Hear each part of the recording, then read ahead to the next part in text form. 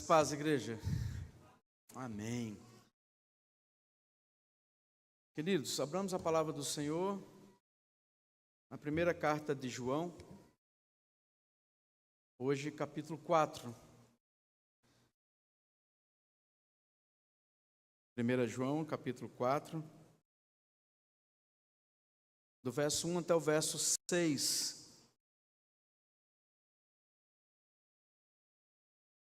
Essa é a nossa 14ª exposição na carta de João, na primeira carta de João. Ainda temos mais algumas até concluirmos essa primeira carta, depois a segunda e a terceira, se assim Deus nos der a bondade dele, como ele tem já nos dado.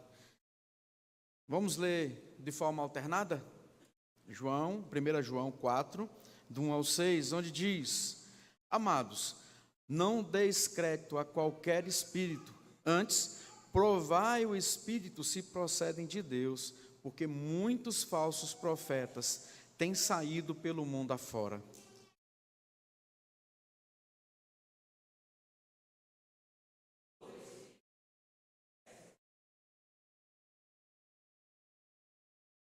E todo espírito que não confessa a Jesus não procede de Deus. Pelo contrário, este é o espírito do anticristo, a respeito do qual tendes ouvido que vem e presentemente já está no mundo.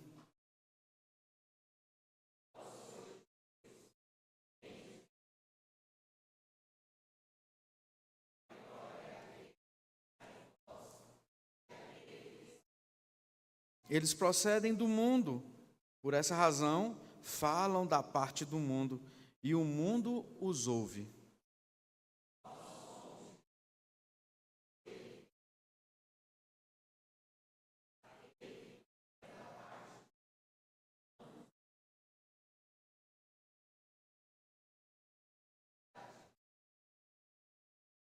Grandioso Deus, mais uma vez, erguemos a nossa voz para clamar misericórdia sobre as nossas vidas. Se o Senhor não falar aos nossos corações, nada entenderemos. Então, ó Pai, em nome de Jesus, nós te pedimos que tire qualquer barreira que nos faça desaperceber da Tua palavra e coloque, ó Deus, o Seu entendimento em nosso coração, para que assim nós aprendamos e também transmitamos aquilo que o Senhor requer de nós. É em nome de Jesus que nós oramos. Amém e amém. Queridos, conta uma história de que um casal estava brigando muito e foram no gabinete de uma certa pessoa. Foi no gabinete, eu não vou dizer que é um gabinete pastoral, mas poderia até mesmo ser um gabinete pastoral. Mas nessa historinha não é um gabinete pastoral, é um escritório, um homem convencional. E esse casal foi até aquele homem, e esse homem resolve escutar esse casal. Mas eu quero escutar um por vez. Então, a esposa entra e começa a falar quanto aquele marido estava sendo chato, desonesto, aborrecedor, como aquele marido estava causando toda a crise. Ela enumerou ali vários defeitos do marido. E aquele homem vira para o marido, para a esposa e diz: Você está certa. A esposa sai, entra o marido e começa a dizer as mesmas coisas. Vários defeitos, várias situações colocadas contra o esposo, falando que ele estava ocasionando toda a crise num casamento. E aquele homem vira para aquele rapaz, para aquele marido e diz: Você está certo.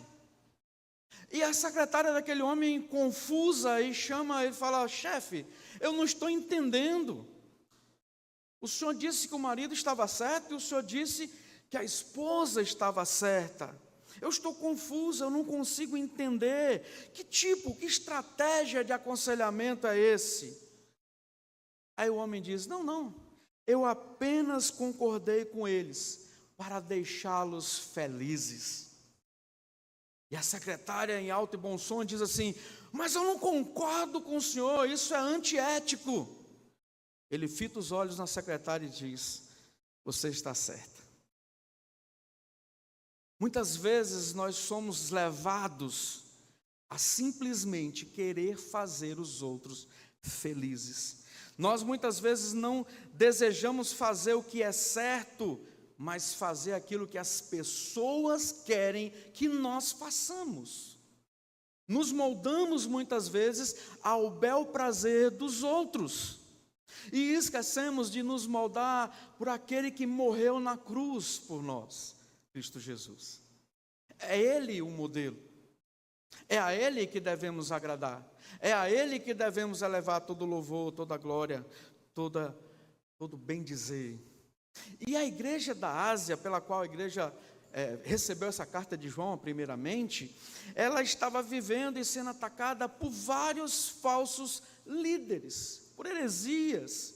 E as verdades do cristianismo estavam sendo atacadas na sua base, nos seus fundamentos. E o que dá-se para entender aqui é que aquela igreja estava aceitando essas coisas, simplesmente para fazer aquelas pessoas felizes. Sabe aquele momento que a novidade chega e a liderança da igreja, para não desagradar a A ou a B, aceita. E com isso, a loucura do mundo entra a igreja. É nesse momento, no desejo de fazer os outros felizes, onde não desagradar, nós desagradamos a Deus. A igreja da Ásia estava sendo atacada. O cristianismo estava sendo atacado nos seus fundamentos. Aqueles homens pregavam um falso Cristo, um falso evangelho, uma falsa fé, um falso amor. Tu já percebeu que toda vez que chega uma falsa doutrina é em nome do amor? É em nome de agradar. Precisamos redescobrir a roda, porque senão a igreja vai esvaziar. Precisamos criar um movimento, senão a igreja vai esvaziar. Vai desagradar os jovens, vai desagradar os mais velhos, vai desagradar a turma da coluna do meio ali, que nem é velho nem é novo. Já percebeu que as igrejas estão caminhando para isso sempre? E é interessante que a igreja da Ásia estava vivendo isso. As heresias estavam chegando, as pessoas estavam pregando um falso cristianismo, mas a igreja não estava gritando e dizendo: oh, aqui não, epa, aqui não, vai fazer isso lá fora, aqui não. Às vezes nós nos calamos, simplesmente para agradar. Sabe, igual esse homem fazia, você está certa, você está certo, sempre todos estão certos. E a pessoa sempre anda de bom braço com todos. Mas é nesse contexto que João exorta a igreja para não dar crédito a qualquer espírito, e nós vamos entender isso daqui a pouco. Em vez de ter uma fé ingênua, uma fé ameninada, os crentes deveriam provar os espíritos se de fato procediam de Deus. Queridos, a negação da encarnação de Cristo é uma evidência clara de que os espíritos que estavam por trás daquelas pregações, daqueles pregadores, era o espírito do anticristo. Parece muito mais fácil para a igreja da Ásia, porque eles diziam: Jesus não é bem esse Jesus. Eles falavam abertamente. Hoje em dia não é assim. Nós vamos ver mais para frente, que ainda hoje, que a palavra herética hoje ela vem embrulhada no amor. Ela vem embrulhada num papel brilhoso e bonito. Aquele que resolve todos os problemas. Aquele que vai colocar o seu ânimo, a sua autoestima lá em cima. Infelizmente, hoje nós temos mais dificuldade em descobrir o que é uma boa palavra e o que é uma má palavra. O que aquela aparente boa palavra vai trazer de prejuízo para a palavra de Deus e para a igreja e para as nossas vidas. Então, aqueles pregadores eram anticristos, ouvindo do anticristo. João estava alertando a igreja. E é sobre isso que eu quero pensar, diante dessas verdades que eu quero pensar com os amados, sobre alguns aspectos da crença do cristão verdadeiro. Alguns aspectos da crença do cristão verdadeiro. Sabe por quê? Porque um verdadeiro cristão, ele é reconhecido por aquilo que ele crê. Você conhece um cristão por aquilo que ele crê, por aquilo que ele professa, por aquilo que ele segue. Um que só vai atrás de vento de doutrina, de oba-oba, não podemos chamá-los de verdadeiros cristãos. Mas aqueles que buscam a primazia na palavra do Senhor, aqueles que demonstram todo o entusiasmo na palavra santa de Deus, estes são verdadeiros cristãos. Mas quais são os aspectos gerais, à luz da palavra que nós lemos hoje, daqueles verdadeiros cristãos? Primeiro, não dá crédito a qualquer ensino. Não dá crédito a qualquer ensino. Está no verso 1. Olha que alerta importante que ele nos dá, amados. Não deis crédito a qualquer espírito. É muito claro. Porque a palavra espírito aqui, ela tem um entendimento, é equivalência em ensinamento. Quando João está dizendo, não dê crédito a qualquer espírito, não é uma alma penada. Não é um espírito que vaga. Ele está dizendo, ei, não dê crédito a qualquer tipo de ensinamento. Preste atenção no que você está escutando. Os falsos mestres estavam tentando fazer uma combinação, um casamento entre filosofia grega e cristianismo. Eram estes que estavam invadindo a igreja da Ásia. A proposta dele era esse casamento entre o conhecimento esotérico e a fé cristã. Lembra que eu falei no início que os falsos ensinamentos vêm embrulhados de coisa boa? Outro dia eu fiz uma devocional dizendo que não é de chifre vermelho, fedendo e de tridente na mão que Satanás vem, não. Ele vem é bonitão. Ele vem charmoso, ele vem cheio de garbo, para poder seduzir. A heresia e a proposta da heresia é esse casamento entre o esoterismo e a fé cristã. A heresia nem sempre vem com uma negação franca e absoluta da verdade. Lutero já dizia que a Bíblia é a mãe de todas as heresias. Por que ele dizia isso? Porque é da palavra de Deus, com versículos isolados, que as seitas e heresias nascem, se proliferam. É nesse casamento e na falta da negação absoluta da verdade cristã que a heresia caminha. Queridos, a heresia propõe uma sociedade, uma união. Ela vem numa linguagem ecumênica, numa linguagem do nada a ver. Ela está disposta a sentar-se à mesa para dialogar. Onde os cristãos não devem se assentar na mesa para dialogar, a falsa doutrina, ela fala, vamos conversar. Vamos ver em que pontos comuns que nós temos. Vamos observar o que a gente pode achar de bom na sua doutrina, na minha doutrina, e caminhemos juntos, porque Deus é amor. A palavra de Deus diz que Ele é amor, e por Ele ser amor, nós podemos caminhar. Não podemos, não. Não podemos de forma alguma andar de mãos dadas com heresias. Não podemos de forma alguma andar de mãos dadas com aqueles que negam o Senhor Jesus como único e suficiente Salvador. Não podemos andar de mãos dadas com aqueles que negam a soberana vontade de Deus, a eleição do Senhor. Não podemos andar de mãos dadas daqueles que ferem princípios cristãos da família, dos bons costumes. Não dá para dialogar, não dá para fazer uma união, para fazer um casamento, para fazer uma sociedade dessa forma. Amados irmãos, a igreja de Cristo, ela não deve ser uma igreja infantilizada, sabe, crédula demais. Ela não pode ser uma igreja acrítica, ou seja, que não perceba as coisas e faça uma crítica justa. Observe, não é criticar a roupa, o cabelo, não é isso. O que é fazer uma crítica construtiva de uma doutrina? É você ticar, é você enumerar o que ela é realmente de verdade e aquilo que não é de verdade. Nós sabemos, isso é escola dominical, ou até mesmo classe de catecúmenos, de novos convertidos, que uma igreja séria, que uma igreja que prima pelos ensinamentos do Senhor, ela expõe a palavra com fidelidade, ela aplica e ministra os sacramentos com fidelidade, com sensatez, e ela aplica a disciplina à igreja por amor à igreja. São princípios norteadores de verdadeiros cristãos. Amados irmãos, a igreja não pode ser acrítica, a igreja não pode ser crédula ao extremo de acreditar em qualquer vento de doutrina, em qualquer invencionice. Precisamos nos colocar na brecha em oração e amadurecer. John Stott diz que o tempo presente que ele coloca aqui, não deis crédito a qualquer espírito, indica que os leitores de João eram propensos a aceitar, sem crítica, todo ensino que parecesse dado por inspiração. Irmãos,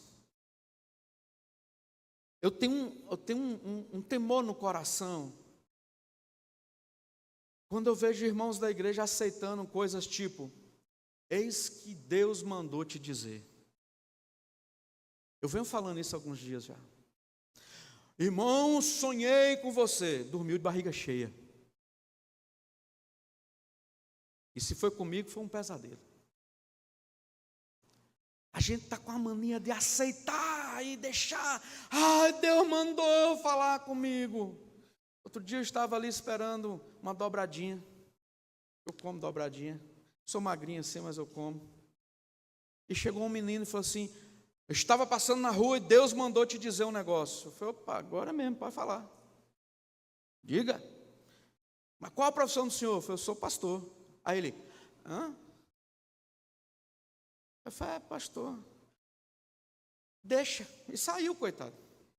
Aí veio o pastor dele: não, que eu estou ensinando meus meninos a evangelizar. Eu falei: ensina da forma certa. Vai ensinar o menino a falar mentira? Deus mandou te... Não mandou dizer. Mas nós queremos parecer mais cristãos, mais santos, mais poderosos. E a igreja daquela região estava propensa a aceitar todo tipo de conversa que chegava perto deles. Então João tinha uma necessidade de mostrar para aqueles irmãos que identificar o sobrenatural com o divino é um erro muito perigoso. O que você está postando na sua rede social? Você sabe quem são as pessoas que está postando lá? Outro dia eu fiz uma postagem massa. Eu não ia falar, mas eu olhei para o André, eu lembrei. Fantástica postagem. André virou para mim e falou: Rev, você sabe quem é esse cara? Eu falei: não. Esse cara, ele era presbiteriano, agora é católico. Eu falei: vixe. Corri para pagar. E agradeci de coração. E vou agradecer quantos fizeram isso comigo. Mas me dá medo, às vezes, de olhar alguns perfis. É coisa de padre. É coisa de pastor apóstata. Pastora. Pelo amor de Deus, irmãos. Põe a mão na consciência, em nome de Jesus, com todo amor e tremor no coração. Não deis crédito a qualquer ensino. Não dá para postar coisa de Fábio de Melo, mesmo que seja verdade, mesmo que seja bonitinho. Não dá para postar coisa de Caio Fábio, mesmo que seja verdade e bonitinho. Em nome de Jesus, a igreja precisa amadurecer e saber o que está lendo, saber o que está vendo. Ou cai no engano que nem eu, mas alguém pode repreender, aceite e falar: uau, eu estava errado, e vai lá e apaga.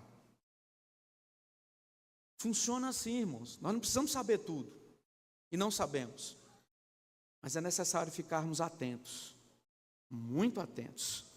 Então, cuidado com postagens em rede social de pessoas que não representam o evangelho verdadeiro. Segunda característica, segunda verdade aqui, aspecto da crença de um cristão verdadeiro. Ele prova a procedência do ensino. Diz o seguinte na parte B: antes prova o Espírito se procede de Deus, porque muitos falsos profetas têm saído pelo mundo afora.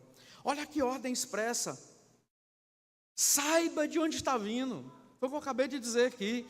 Saiba quem é que está falando. João dá uma ordem e em seguida oferece uma justificativa. Não deis crédito, porque tem muito anticristo por aí afora. Não sei na rede social de vocês, mas na minha tem uma moça da igreja Jesus Cristo dos Santos dos Últimos Dias, famoso Mormons, doando literatura. Só pode que é na minha, só. Abre, vem. Você quer um livro, quer aprender mais? Tá. Mas, gente, dá vontade de mandar um monte de carta para ele mandar o material tudo para mim e jogar fora. Mas não vai funcionar. Ele dá uma ordem, ele dá uma justificativa, e a sua ordem tem uma razão de ser. Sabe, esses ensinamentos falsos não vêm no vácuo, não vêm do nada. Muitos falsos profetas têm saído pelo mundo afora. Os crentes precisam provar o ensino para saber se de fato procedem de Deus. Eu não vou me aprofundar muito, porque na segunda carta de João, ele vai explicar estes que são enviados, que são falsos, e como nós devemos tratá-los. E vai ver que João não vai alisar a cabeça de ninguém, não. João vai bater pesado. A expressão tem saído remete ao fato de que os falsos mestres destacavam enfaticamente esse envio. Parece-me que quanto mais seita, quanto mais errôneo o ensino, mais se propaga. Quem já tem mais de 30 aí, talvez já tenha ganhado uma Bíblia de Scofield. Camarada que tinha muito dinheiro, fez uma anotação maluca lá nas Bíblias e doou essa Bíblia de estudo mundo afora. Investiu pesado. Quem nunca recebeu um livrinho da Adventista em casa? Ou na rua? Quem nunca recebeu uma sentinela? Quem nunca recebeu Elder e Elder na porta de casa? Talvez a Yara não, que tem que passar por aquele portão lá. Mas muitos têm enviado, e quanto mais problema, mais se envia, e nós temos que estar cautelosos. Augusto Nicodemos Lopes, pastor presbiteriano, diz que em vez de uma atitude de credulidade simplista, os crentes deveriam ter uma atitude crítica para com as manifestações alegadamente provenientes de Deus. Provar significa a semelhança de um metalúrgico que testa a inteireza do metal pelo fogo. Provar no fogo é saber se aquilo é realmente sólido, verdadeiro. Amados irmãos, testar a mensagem com a verdade apostólica para saber qual espírito está por trás dela. Porque Satanás, ele busca passar por iluminação divina, movendo falsos profetas, falsos mestres, com o objetivo de espalhar o erro religioso e afastar as pessoas da verdade. Igreja, acolher todo tipo de pregador que fala em nome de Deus e ouvir de boa mente toda pregação como se fosse verdadeira é uma atitude delirante. Precisamos ser mais bereanos, sabe? Provar. Não era isso que o povo de Bereia fazia? Paulo falava, ele falava, peraí, deixa eu ver nas escrituras se é isso mesmo. É isso mesmo, Paulo, você está certo. Continua. Mas a pessoa vem, faz uma voz bonita, bota uma roupa bonita, chega num carro bonito, né? E fala bonito, e as pessoas falam, uau. Eu tinha pregado, estava pregando numa certa igreja já há um bom tempo a carta de Tiago. E estava enfatizando sempre a ideia de Tiago. E a igreja dormindo, apática. Um dia teve uma cruzada evangelística lá em Teixeirópolis e veio um pastor lá que fala gritando, mais que eu. Acaba fala bonito. Só que ele pregou também em Tiago. E o que ele ensinou não era aquilo que a palavra dizia. Com quem que a igreja ficou? Com o cara da cruzada. Porque ele era bonitão, ele falava bonitão. Afinal de contas, lá naquela cruzada tinha 3, 4 mil pessoas escutando. E na igreja tinha 20. E as 20 que tinha, 22 estavam dormindo praticamente. Era isso.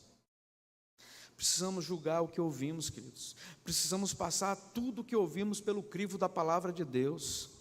Não devemos confundir a fé cristã com credulidade simplesmente. A fé verdadeira, ela examina o seu objeto antes de depositar confiança nele. Jesus preveniu os seus discípulos acerca dos falsos profetas. Lá em Mateus 7, versículo 15, ele diz: acautelai-vos dos falsos profetas, que se apresentam disfarçados em ovelhas, mas por dentro são lobos roubadores. O Senhor Jesus disse isso.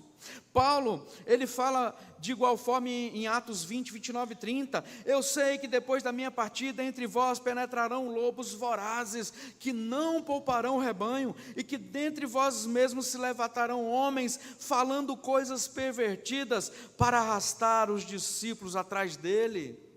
Pedro, em 2 Pedro, capítulo 2, versículo 1, vai nos dizer...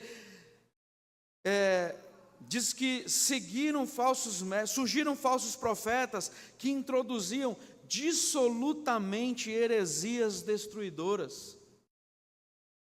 Ainda hoje, há muitas vozes clamando por nossa atenção.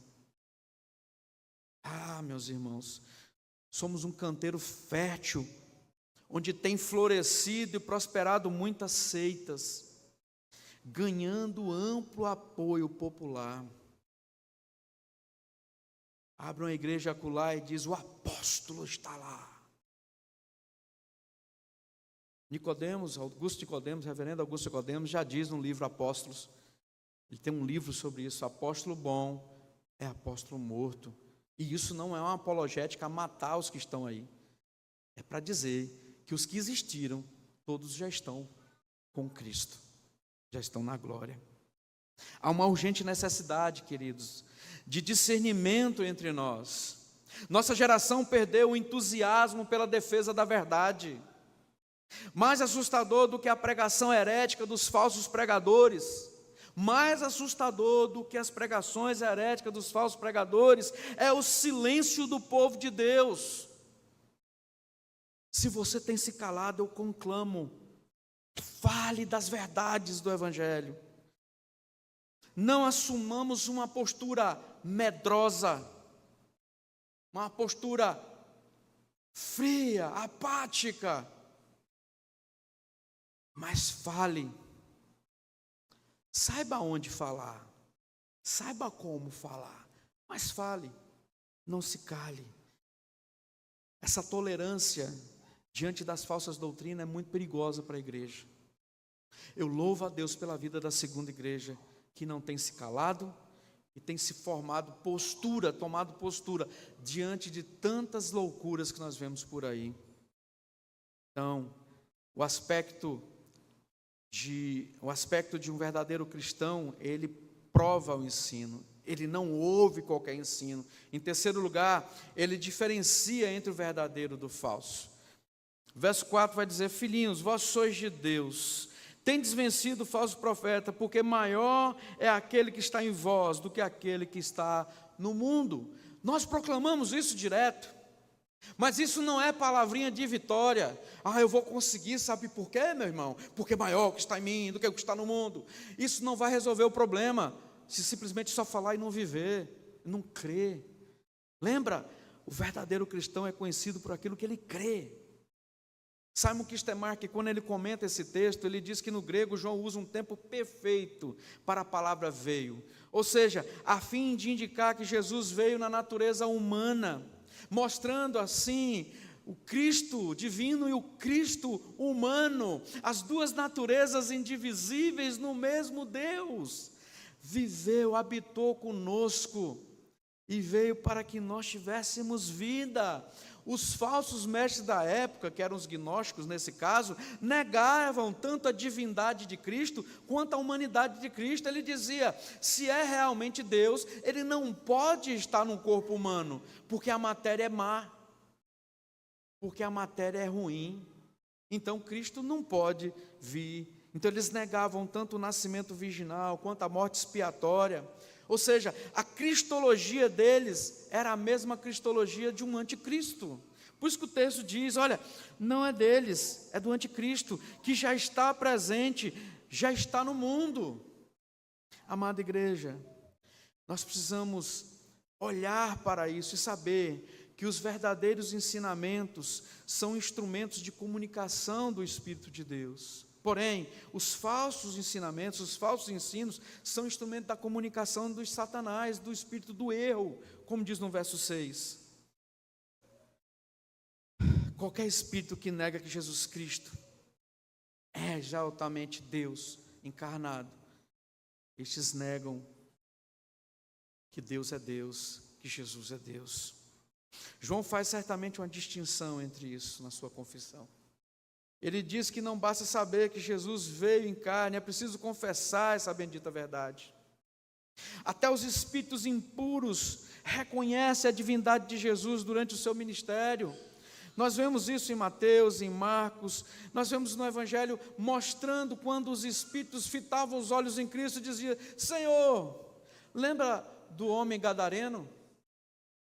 Quando Jesus chega, eles gritam de longe, os demônios falam: Senhor, não nos mate, põe a gente naqueles porcos ali. Eu fico bobo como até os demônios temem o nosso Deus.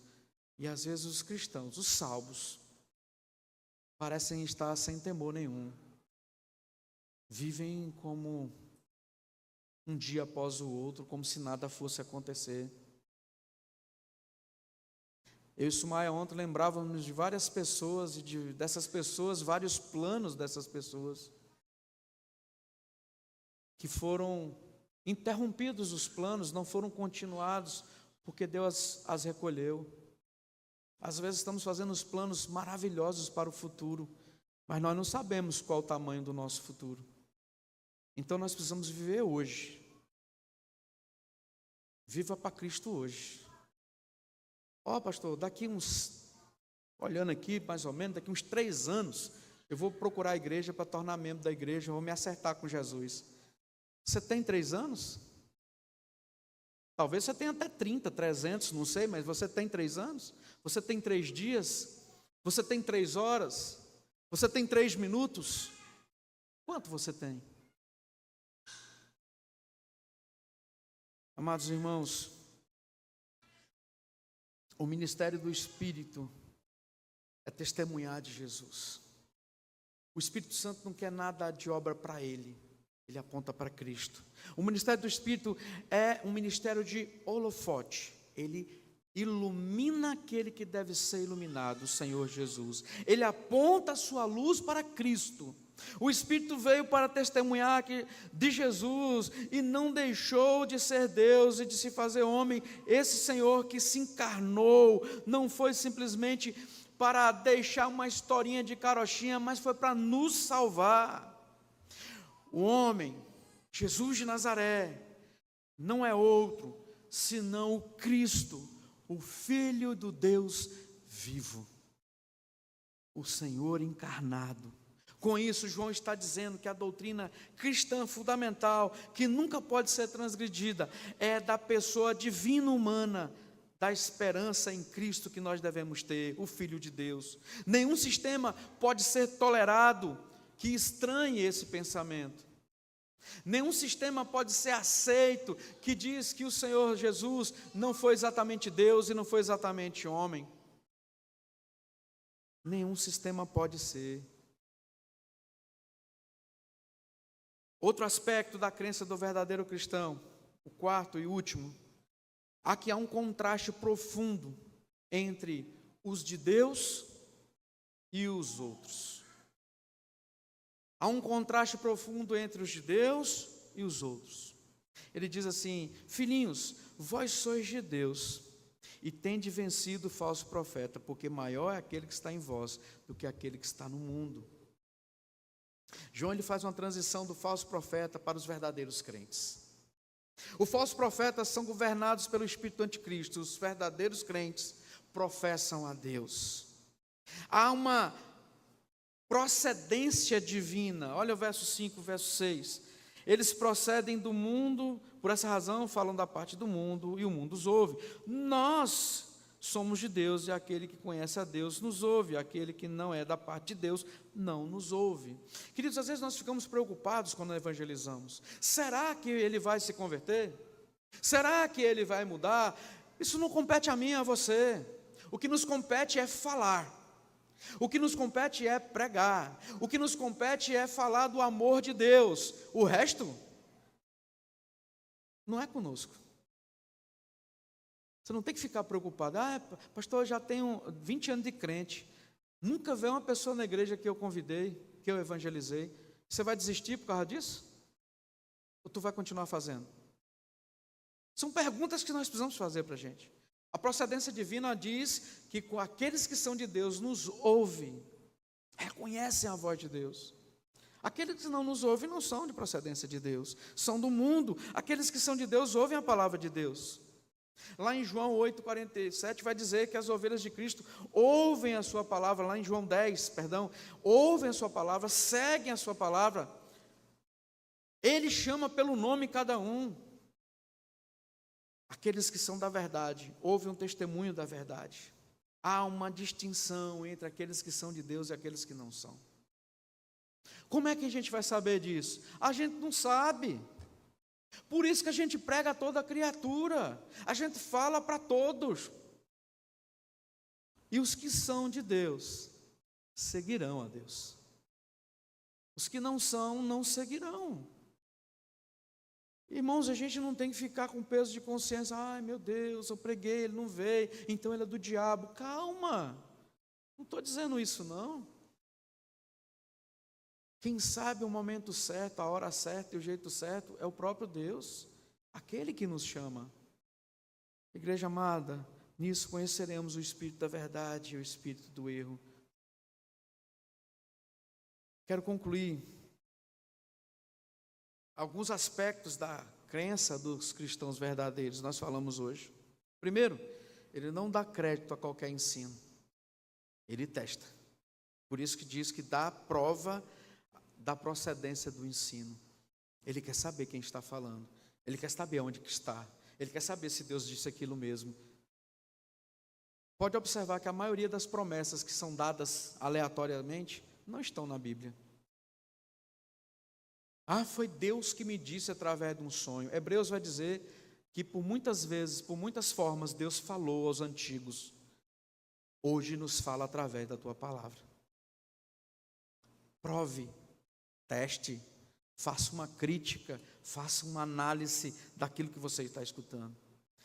O verdadeiro cristão, ele diferencia o ensino verdadeiro do falso. Há, então, um contraste profundo entre Deus, aqueles que são de Deus, e os outros. Isso nós falamos hoje, à luz da palavra de Deus, aqui em 1 João 4, do 1 ao 6. Eu quero fazer algumas aplicações. Cuidado com o que você ouve. Eu vou fazer essa aplicação diferente. Foi dia das crianças agora, ontem. E tem uma música que fala: cuidado, olhinho, o que vê. Cuidado, boquinha, o que fala. Cuidado, mãozinha, o que pega. Não é isso? E depois ele diz: o Salvador do céu está olhando para você. Cuidado, mão e boca. É alguma coisa assim. Cuidado com o que você lê, assiste, com o que você divulga. Mas ele está falando da palavra de Deus. Mas ele pode estar torcendo a palavra de Deus e sorrateiramente ensinando coisas que não procedem de Deus. Cuidado. 2, não tenha medo de defender a fé genuinamente cristã. Alguém já disse que um crente com a Bíblia na mão é mais sábio de qualquer um filósofo, que qualquer um pós-graduado, pós-doutor, quando o aspecto é palavra. Não tenha medo de defender, de ser um apologeta, de defender a verdade cristã. Saiba, terceira coisa, que porque somos de Deus, somos diferentes dos demais. Queridos, nós não somos melhores no aspecto social, não somos mais espirituais ou mais espiritualizados, mas sendo eu e você de Deus, nada e ninguém pode nos retirar dessa condição. Uma vez de Cristo, sempre de Cristo. Por isso que você não precisa ter medo, porque aquele que está em nós é maior do que aquele que está no mundo. É isso que o texto está nos dizendo. E por último, viva o verdadeiro evangelho da graça. E eu repito, por que eu devo viver o evangelho da graça? Porque maior que está em nós do que aquele que está no mundo. Assim sendo, não se fará necessário tentar agradar a todos. Lembra o cara do início do sermão? Que quer ver todo mundo feliz e agradar a todos? Saibamos que a graça de Deus faz-nos que agrademos o próprio Deus, que a obediência que deve imperar no nosso coração agrade ao nosso Deus, não nos deixando enredar com qualquer tipo de ensinamento. Que assim o Senhor Jesus nos ajude, nos capacite a caminhar e a entender, para que o nome dele seja glorificado. Amém. Nesse momento era o momento de eu orar, né? Mas eu quero pedir o presbítero Paulo Luiz que ore encerrando o culto de hoje. Chega aqui, Paulo. A partir de domingo que vem, Adilson será o novo Paulo.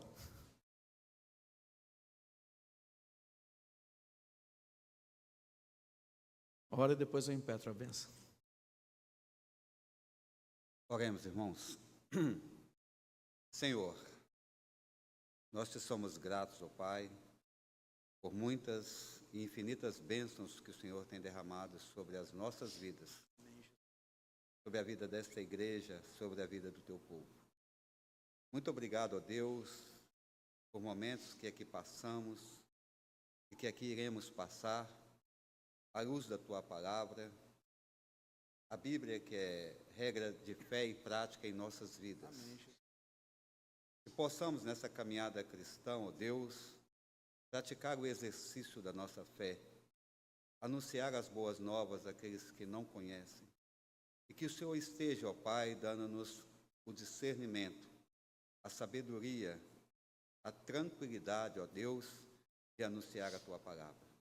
Fortaleça-nos, ó Deus, a cada dia, a cada momento, para que possamos, ó Deus, sempre estar descansando no Espírito Santo do Senhor.